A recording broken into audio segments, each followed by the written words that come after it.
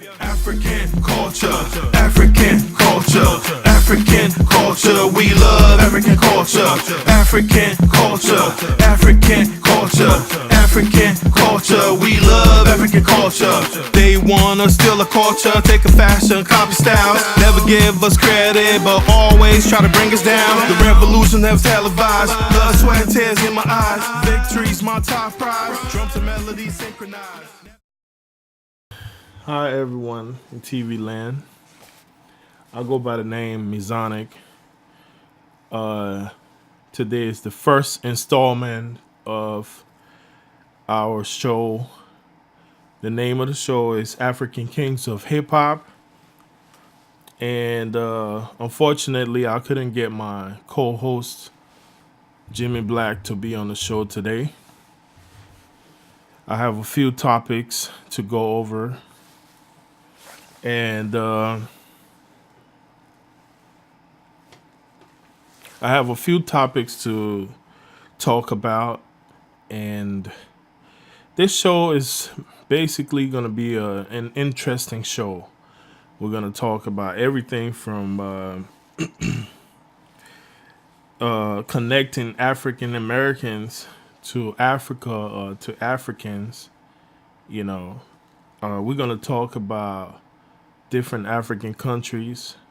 We're going to talk about hip hop, of course, because the name of our group is African Kings of Hip Hop. And we're going to also talk about like current affairs. For instance, right now, over the past few weeks, there's been some talks about Libya. So we're going to briefly touch on that. And we're going to just talk on a variety of topics. But this show is definitely a show that's gonna make people think, that's gonna make people to laugh and have fun. I mean, at the end of the day, we want to also gain knowledge, but we want to have fun. So, without further ado, I'd like to briefly talk about what I've been up to and give a shout out to a few people out there in social network land. So I'm gonna begin with my project. Over the past, I'll say, a year and a half to 2 years, I've been working on a new album. The name of this album is called Carnival. Israeli Caribbean / Afrobeat, or I should say dance hall / Afrobeat sounding album. Because I'm a hip hop artist, I'm still rapping, and I was able to kind of mix it up with some Liberian rap. So for those of you who have never heard like hipco, which is called hip hop colloquia, this would be pretty interesting for you to check out this album. I think you're really gonna love it. It's a hip hop album, but it's not strictly hip hop. It's a combination of hip hop, combination of dance hall, combination of Afrobeat, Afro pop. I'm still working on the actual presentation of the album, but it's gonna look something like this by the time it's done. This is just the first dummy copy that I ordered just to see what it will look like. And again, the name of the album is Carnival. And I just wanted to put people in a happy mode. For those of you who have been following me, you know that I released, my last album was released around December of 2015, called Inspire 2, and that was a conscious hip hop album. We did have a few elements of the Afrobeat thing influenced in there, or Afro pop, but this album is a whole lot different. It's a different sound, completely different. I was able to do 2 music videos. I did one here in Charlotte, North Carolina, And then I did the other video in Vegas, Las Vegas. I always get that word wrong. I don't know why, but anyways. So yeah, I did the other video in Vegas. Did this one in Charlotte. I did two videos in Vegas, but the other song was actually on my last album, Inspired 2. So what do I have coming next? Basically, more music videos, planning a summer tour. We're actually doing a Liberian Music Video Awards in Liberia by the grace of God in March or early April. We'll give you more details on that. Other than that, I mean, we're just grinding. We're constantly working, constantly using this music as a vehicle for branding because I do have other businesses. I'm doing, technology business, which consists of, but not limited to, TV repairs, computer repairs, network installation, uh, security cameras installations, digital audio workstations like you know, basically recording studio installations and several different aspects of technology. But I love the music mixing with technology because it's like branding. It's helping me to brand my image and showcase other products. I'm doing t-shirts coming up, or I shouldn't even say t-shirts. It's gonna be a whole lot of merchandise. We're gonna have some other goodies. I don't really want to talk about it now because I don't have it for sale. So the music is good, but these are other things that I've been working on. As far as my partner Jimmy Black, who hopefully he might still call in, or even if he doesn't, I'm still gonna talk about what he's doing. He has a new video coming out called "Say Less," and it's a really dope video that's gonna be put out. I think, if I'm not mistaken, today is the 6th, so it'll be out by the 9th. So, and he's also a member of the board who's gonna be over the Liberian Music Video Awards. It's three of us that are doing this, and shout out to WF Doc out in Chicago. My boy Jimmy Black, he's in Atlanta, but he's a traveling specialist, cable specialist. So he's all over the place trying to get this bread. Other than that, he has the video coming out, and what else does he have? He has a video. I think he just put an album out too, and he's working on his other project. WF Doc, I know he's constantly promoting his tour. So check out our group. So Jimmy Black and I, we're called African Kings of Hip Hop. We do have a nice little mixtape. It's kind of old, but the music, it's old to us, but if you listen to it, it still sounds current. But it's out there. You could go, get it on iTunes. We actually have the free downloads as well. You could go to my website and pick it up, or just look up African Kings of Hip Hop on Google, and you'll be able to pull it up. Mizonic and Jimmy Black. WF Doc, again, he's working on his projects, and I think he has an album that's supposed to be coming out. He has a song with Twista, so that's a good look. But I just want to, as far as African music goes, Liberian music per se, 2017 was a great year. I mean, I feel like a lot of artists stepped up to the plate. Came and did their thing. Really put some quality material out, music and videos. So, the artists really did their thing last year. Liberian artists especially. But without saying too much, I like to jump into the topics for today. So the first topic I want to talk about is connecting African Americans to Africa and to Africans. I promise you, I'm not gonna say too much. I really wanted my co-host opinions as well, but what I would say is, the world is finally waking up. People are seeing that Africa is not just what is portrayed on TV as a slum, as a village. That's not what it's about. You have African cities, you have major cities throughout the continent of Africa. And the first thing I should say is Africa is a continent. A continent is a land that has many countries, sometimes a few countries, but in most cases, a continent will be a host of many countries. So Africa is not a country, it's a continent. You have different people from Africa, different groups of people. Every country is different.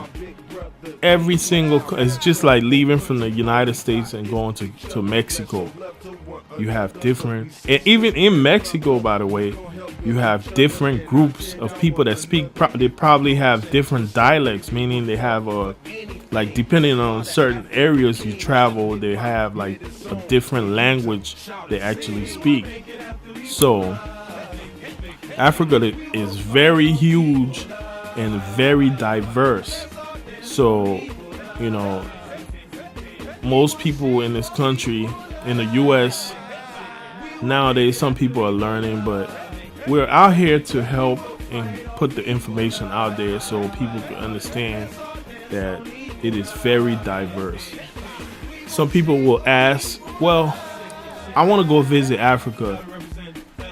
And the first thing I tell them is this. I'm like, well, you first have to make up your mind as far as research or as far as learning where you want to go. So if you're a person who are interested in the French culture, like if you love France, things about France per se, you might want to go and visit a French speaking African country as opposed to going to an English African country.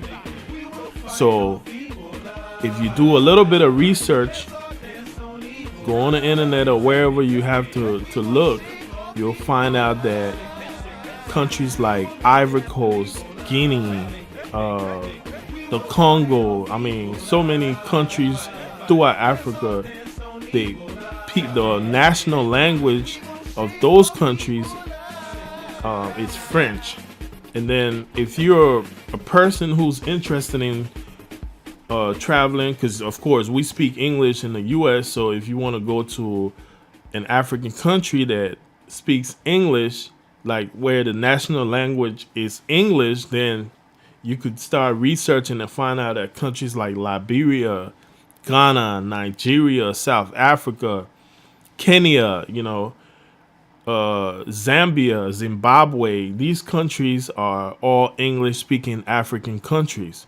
So that would be the first step, and then secondly, if you're a person that just wants to go and maybe you're interested in starting a business, then your next point of research will be the type of business you want to do, number one, and the country that would be the best country as far as taxes go, as far as being able to even establish your business without being hassled so much as a foreigner. So you might want to do research on things like that. If you're in entertainment, then you have to look for countries like Nigeria and South Africa, and even emerging countries like Liberia that are really pushing the entertainment thing forward. You might not want to go to a country that entertainment is not a big deal. Like basically they really don't care about entertainment like how other countries do. So these are some of the things you have to look into when it comes to wanting to go to Africa. As far as Africans learning the American culture, I feel like Africans should have an open mind as well when we come over here, or even before we come here. You want to do research as well. Like if you knew that you were coming to the States, what part of the States you're coming to live in, how are the people there, whether they are a friendly group, or I'm talking about in a specific area. So it could be Philadelphia, and we all know that Philadelphia has a lot of black people. So you just want to know where you're going and if the people there are going to be friendly, what's the culture like in a particular city, because even though we're in the US too, there are cultures in different parts of the US. So from an African perspective, that would be things that you have to look at as well. So it's kind of like really similar. You don't want to ever travel somewhere without knowing some information.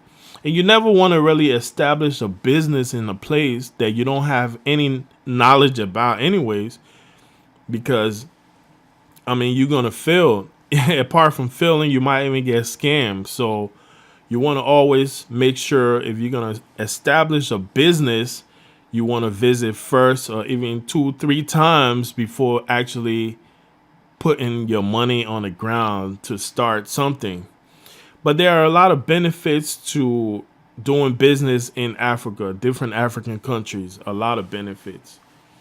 So after you've established where you want to go, as far as people leaving from here to go and establish business or purchase a home, like your dream home, your vacation home, you could purchase or build. And in most cases, not everywhere, but in most cases, the homes in Liberia specifically will be a whole lot cheaper, maybe 2, 3, 4 times cheaper than homes over here. For instance, if you have a home in the U.S.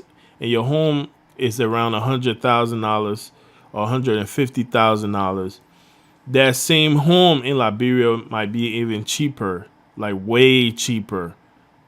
I mean, you might spend $30,000, $40,000 to build the same exact home, but then again, the building materials will be a little different because like in Liberia, we use concrete blocks. So if you're building in Liberia, it's not gonna be like vinyl siding. You'll use concrete blocks to build your homes in Liberia. So it kind of like brick homes in a way, but a little bit different because the concrete blocks, they're like the solid, kind of like solid foundation situation. So, but that's the only difference. But other than that, as far as the cost go, it's not going to cost you as much to build over there compared to here. So, and believe and trust me, there are some really, really beautiful homes over there that people have built or currently investing in or currently building. So, as far as connecting, I just wanted to touch on that just a bit. I don't want to go too much into it. Again, my co-host is not on tonight, but the next show I'll make sure he's on to kind of give his input. The next thing I want to talk about is the Liberian election. So the Liberian elections took place. I don't want to miss the date, but it was last month. It was just on the 26th, actually. Well, well, we had an initial election around October, but that election consisted of so many candidates. I mean, running for president. So the way it works in Liberia, you have the candidate who wins.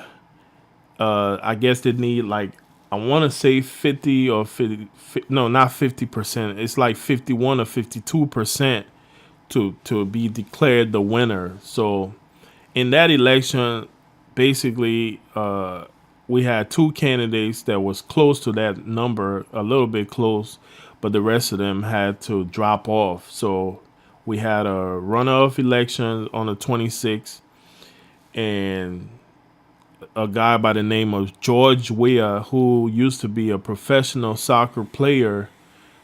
He played for AC Milan. He played for Paris Saint. Oh, I can't even say PSG. I'm gonna just say PSG. Paris Saint Germain or something like that. It's a French name, but yeah.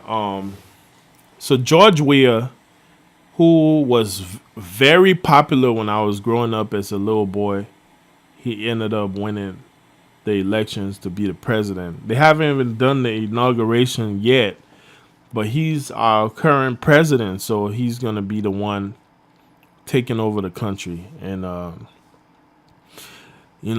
lot of people have doubts about him because he only served for 2 years as a senator.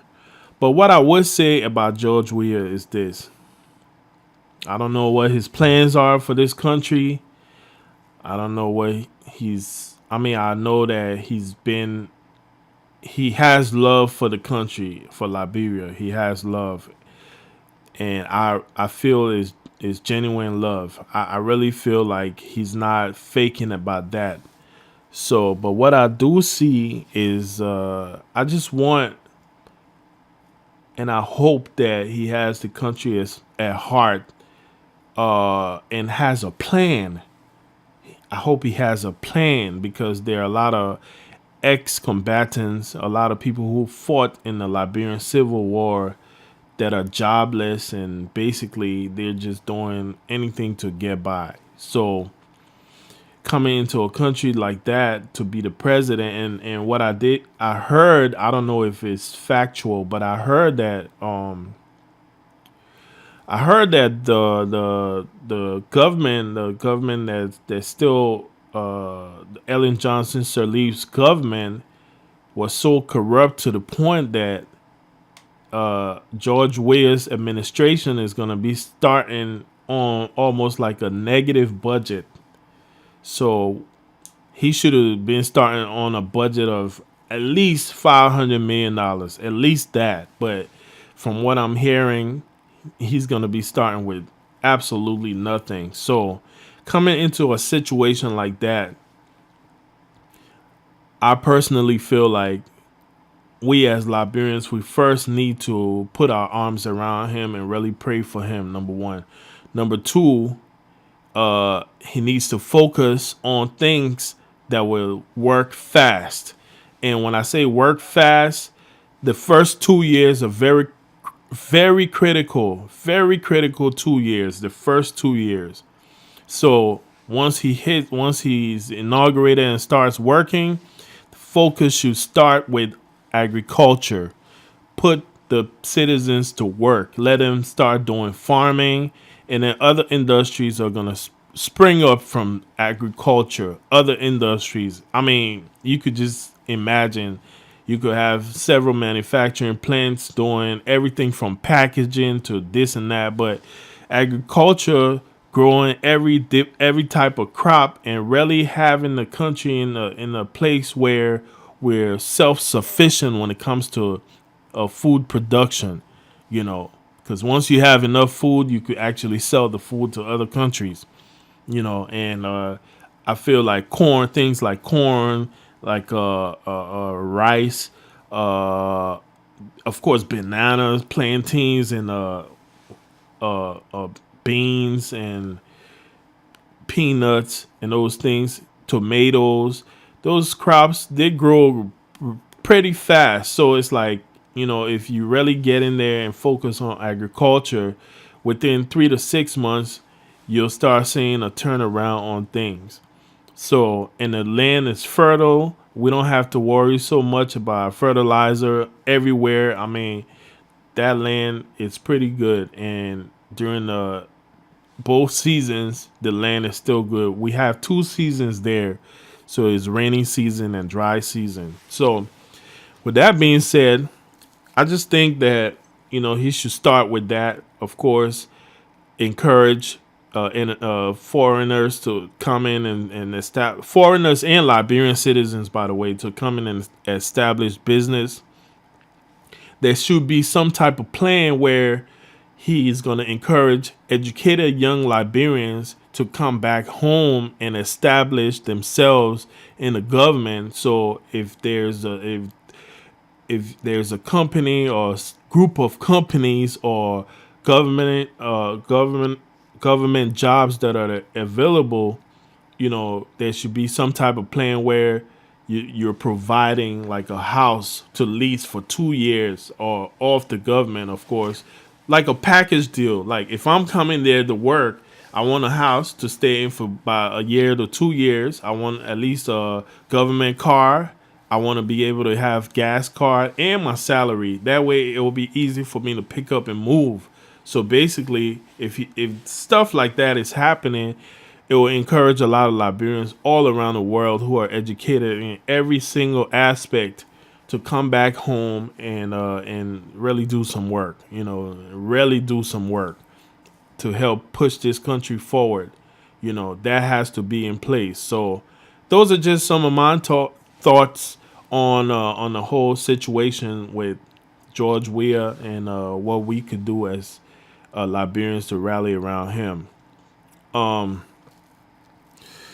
Other than that, I feel like he still has to involve other African countries, like really build that trade agreement between other African countries, especially countries like Ivory Coast. I mean, Ivory Coast is a good producer in cocoa. Same with Ghana. Ghana does the cocoa and gold, but they have other things too that they like other crops, major crops they grow in Ghana. So establishing trade between the countries is definitely going to be key, but you have to start from home first. You got to put your people to work, and things going to start changing rather quickly. So the next thing is the international community. I'm not an advocate of African countries always begging for help, but if you are struggling at the particular moment, you might need a loan. It's just like you want to do a business. You cannot just do a business if you don't have money. You got to go look for that money to start the business. What it means, you got to work personally and still get the money. You're going to have to get money to start your business. So he might have to get some international funding, especially with starting on a negative budget, or a budget that's not enough to really take care of anything, and I think he'll be fine. I think he'll be fine. I just pray that the right people are around him, but of course you always have those greedy folks that just want for themselves, and that's just been that has been the nature of politics or politicians in Liberia. It's always been corruption, and at the end of the day, the citizens are left with nothing. So, of course, we want infrastructure, development, roads, and everything. And if an African American is checking this out, you might be wondering, why is this country like this? Well, the country was doing good before, but then based on policies and corruption, and we had like a civil war due to some extra stuff. I can't even go into details about it right this second because it's going to be a whole lot of stuff to talk about. But just look up the Liberian Civil War and it will give you a little history of how that started. The next thing I want to talk about is the current state of hip hop. So the current state of hip hop is rather interesting. It's, to be honest, I don't like it. I don't like the current state of hip hop, especially in the US. Why? I mean, I like the fact that young people are able to make money. Yeah, I like that because they're able to take care of their families and this and that. But when it comes down to hip hop, this is hip hop right now. Hip hop is really club music, strip club music displayed